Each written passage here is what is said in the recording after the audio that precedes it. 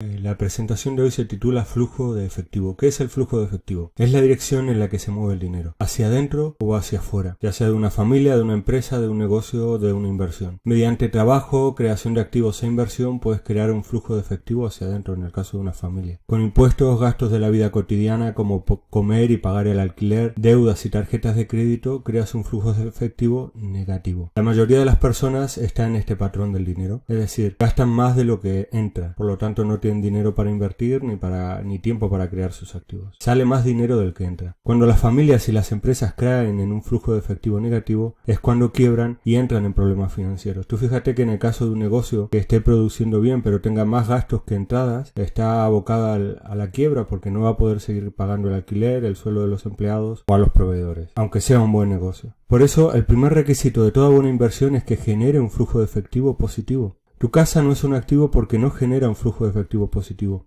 Al contrario, es negativo porque pagas impuestos, mantenimiento, etcétera, etcétera. Por supuesto tienes que vivir en una casa, pero no podríamos decir que genere un flujo de efectivo positivo.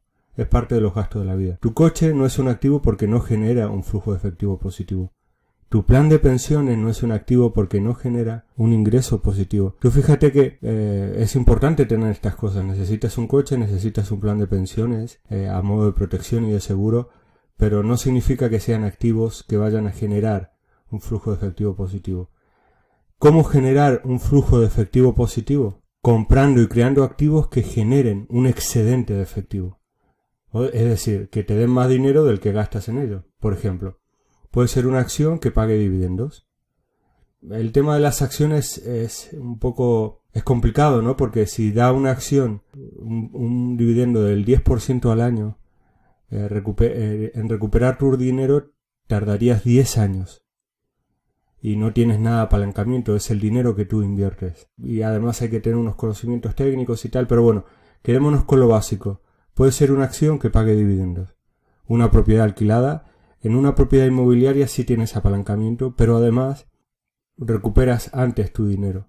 Por eso la clave es comprar bien, cosa que no puedes hacer en las acciones, ¿no? Suben y bajan los precios, pero tú tienes muy poco control para comprar acciones en el momento adecuado, que te pille con dinero, etcétera, etcétera. Propiedad intelectual. La propiedad intelectual la puedes crear desde cero, puede ser un ebook, un video en YouTube, un video curso, lo que quieras. Hay montones de formas de hacerlo. Existen muchos activos rentables. El secreto consiste en aumentar tu educación financiera. Las personas que compramos activos rentables se las solemos comprar a personas que no tienen la capacidad de hacer rentables sus activos. Por deudas o por lo que sea, por divorcios, por muchos motivos, la gente vende activos rentables a precios muy económicos. Entonces, ¿cómo tener acceso a esos activos, a esas inversiones y tener un flujo de efectivo positivo? Pues aumentando la educación financiera. Mientras más inteligente seas financieramente, menos te van a costar tus activos y darán un mayor flujo de efectivo positivo.